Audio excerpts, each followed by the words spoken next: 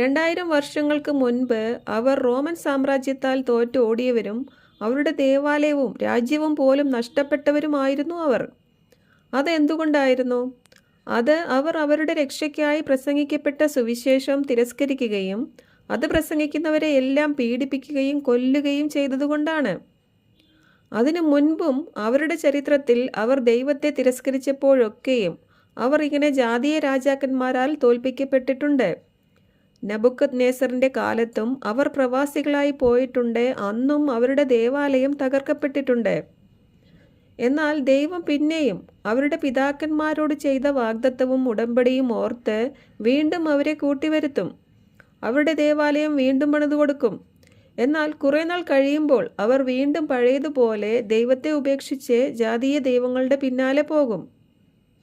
ദൈവം പറഞ്ഞതനുസരിച്ച് സോളമൻ രാജാവ് പണി കഴിപ്പിച്ച